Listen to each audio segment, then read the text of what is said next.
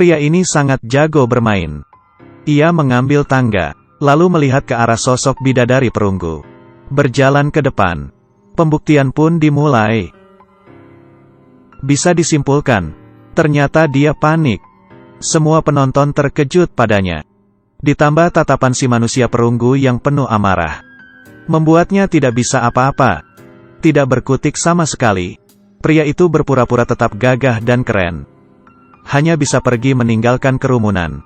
Sekembalinya ke pantai, rasa sentuhan tadi masih terngiang di kepala. Namun, muncullah seorang gadis cantik di hadapannya. Memberi tamparan yang mengembalikannya pada realita. Awei dibuat termangu. Sang teman pun membela. Tak disangka Amei berkata, "Aku adalah Putri Duyung yang diraba temanmu." Mereka sekejap mengerti. Paham bahwa Xiaomei sedang menginterogasinya. "Saat kamu merabaku, apakah kamu tahu bahwa aku adalah manusia?" Awei tentu saja pura-pura tidak tahu. Setelah Amei mendengar, ia malah dengan wajah berseri berbicara kepada temannya. "Kalian sudah dengar? Dia bilang dia tidak tahu, kok. Dia tidak tahu kalau aku manusia." Astaga, dia sangat lugu. Namun setelah Xiaomei mengalihkan pandangannya kembali, seketika Awei luluh. Ini bukan keluguan. Satu kalimat, cantik dan polos. Kemudian, keduanya selalu saling bertemu, membuat bunga cinta bermekaran. Sayangnya, itu membuat Amei hamil. Harusnya ini menjadi kabar gembira. Tapi Awei bersikeras akan membawa Amei ke rumah sakit untuk aborsi. Tak peduli bagaimana Amei memohon. Dia tetap tidak peduli. Bahkan sampai mendorong Amei masuk ruang operasi. Lalu pergi. Tapi yang aneh adalah, di tempat yang tidak terlihat Amei, Awei berlutut sambil menangis. Lantas apa yang menjadi keluh kesahnya? Bagaimana rasanya dibesarkan oleh wanita kaya? Tatapan ini penuh rasa tidak suka. Namun wanita kaya itu tidak peduli. Dia langsung mengambil sebuah baju pesta. Awei tersenyum, joget sambil berjalan dengan si wanita kaya. Karena mengerjakan tugas sampai larut, Awei telat masuk kerja. Lalu dimarahi bosnya. Di sana Awei ditertawakan karena hidup dari nafkah istrinya. Kali ini, Awei masih bisa tahan. Tapi pada saat itu, Xiaomei muncul. Awei terkejut, lalu bersama Amei pergi ke restoran. Xiaomei memohon kepada Awei yang telah menelantarkannya. Ini memerlukan keberanian yang besar. Tapi ia tak punya pilihan. Putri Amei dalam bahaya, dan Awei harus menyelamatkannya. Karena ia adalah putrinya Awei juga. Ternyata Amei tidak menggugurkan kandungannya. Perasaan Awei hancur berantakan. Dirinya ternyata memiliki seorang putri. Perasaannya semakin rumit. Hari kedua, ia masuk ke dalam ruang perawatan anak-anak. Melihat dari jauh, saat itu, sebuah bola menghampiri kakinya. Ia membungkukkan badan dan mengambil bola. Sekilas melihat kaki putrinya, dan wajahnya yang serupa dengan Amei. Itu dia. Awei tak memiliki keberanian untuk berkenalan. Dia mengembalikan bola kepada putrinya. Saat itu juga, "Ayah!" Tiba-tiba terdengar sebuah panggilan, "Ayah!" Membuat Awei termangu, dan pergi meninggalkan putrinya. Ternyata, anaknya mengejar dari belakang.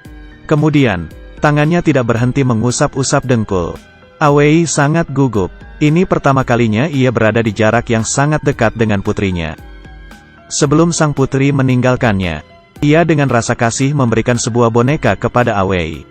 Di perjalanan pulang, Awei melihat anak-anak yang mendapat kasih sayang dari ayahnya.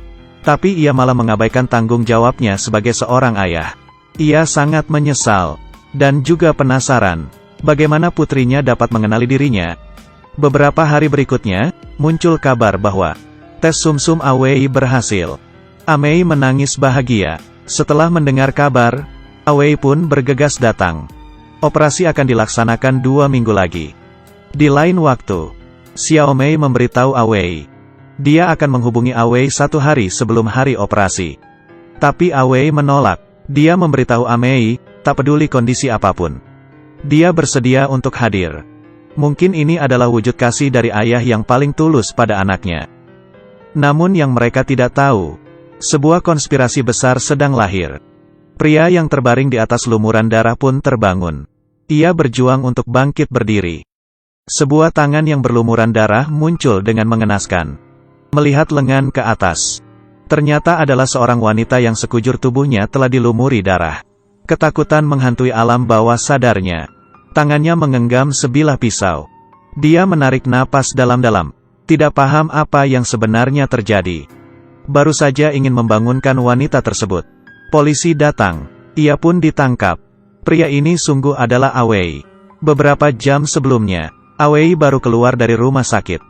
Setelah mengetahui hasil tes sumsum tulang dengan anaknya, ia berjalan dengan cepat. Mengambil boneka pemberian putrinya. Ia tak bisa menyembunyikan senyumannya. Kala itu, telepon berdering. Bos menyuruhnya mencari jam tangan di gudang. Setelah mencari setengah jam pun tak kunjung ketemu. Setelah pulang, bos memberitahu Awei. Pelanggan wanita yang mengaguminya itu jatuh sakit. Ia ingin Awei menjenguknya. Awei terpaksa mengiyakan. Tapi senyuman si bos sangatlah aneh. Awei mengetuk-etuk pintu pelanggannya. Tapi tidak ada orang merespon. Pintunya juga tidak terkunci. Karena penasaran, Awei pun masuk. Kala ini, muncul sepasang tangan hitam dari belakang. Memukul Awei dengan brutal hingga pingsan. Setelah Awei siuman, sekujur tubuhnya sudah berlumuran darah. Di sampingnya ada mayat seorang wanita. Seperti tempat kasus pembunuhan. Tanpa menunggu respon Awei, polisi langsung menahannya. Sesampainya di kantor polisi, Awei bersikeras untuk menjelaskan semuanya kepada polisi. Tapi sedikit pun tidak berguna. Penelitian menunjukkan bahwa di tempat pembunuhan hanya ada sidik jari milik Awei. Sang bos juga tidak mengakui bahwa ia telah bertemu Awei sebelumnya. Semua bukti yang mengarah padanya, seperti telah mempermainkannya dalam sebuah pengaturan yang licik. Awei tidak memiliki kesempatan untuk lepas. Tengah malam, seorang tak dikenal mencekik leher Awei yang sedang tertidur pulas. Dengan kemampuan bela dirinya, ia membunuh balik orang itu. Sebenarnya, siapa yang kejam dan ingin membunuh para saksi? Hari kedua, Awei pergi menuju kantor kejaksaan. Ia merasa bahwa ia tidak boleh mati seperti ini. Belum lagi anaknya yang harus ia tolong. Bagaimana ini? Tiba-tiba, sebuah truk menabrak mobil polisi yang ditumpangi Awei hingga terbalik. Jalanan seketika menjadi kacau. Awei mengeluarkan boneka pemberian putrinya. Saat itu, ia memutuskan untuk kabur. Ia harus hidup, ingin memberi dukungan pada putrinya saat menjalani operasi. Ia dengan susah payah mengeluarkan diri dari mobil. Mengambil sebuah sepeda motor. Langsung menyalakan mesin. Dan pergi meninggalkan tempat kejadian. Petualangan menjadi buronan dimulai. Ketika kantor polisi mendapat kabar bahwa Awei melarikan diri, mereka langsung mengirimkan pasukan polisi untuk menangkap Awei. Tapi Awei adalah seorang cerdik. Ia berhasil kabur hingga tiba di rumah sakit. Demi menjenguk buah hatinya. Dan saat itu juga, putrinya baru saja keluar dari ruang kemoterapi. Wajahnya sangat pucat. Tiba-tiba ia muntah. Xiaomei bergegas membersihkan baju putrinya. Dan meminta maaf kepada putrinya. Awei terkejut melihat itu semua. Putrinya juga menyadari kehadiran Awei. Tapi putrinya hanya diam. Awei menatap dengan penuh penyesalan. Ketika ibunya sedang memakaikannya sepatu, sang putri memberi senyuman yang lebar kepada Awei. Tapi kemudian putrinya kembali muntah. Ketika Amei baru saja ingin membawa pergi putrinya. Aku ingin berjalan sambil menatap wajahmu. Sang putri pun memeluk ibunya. Matanya menatap Awei. Melambaikan salam perpisahan kepada Awei. Awei dan putrinya tersenyum. Tapi senyuman Awei berubah menjadi air mata. Khawatir apakah operasi putrinya akan berjalan dengan lancar. Apakah Awei bisa bebas dari kejaran polisi? Semuanya masih penuh ketidakpastian. Cerita ini berasal dari TV drama terbitan 2013 yang berjudul 2 Minggu. Mencapai rating hingga 8.4. Lee Junji memerankan tokoh Zhang Taisan, seorang ayah yang ceroboh.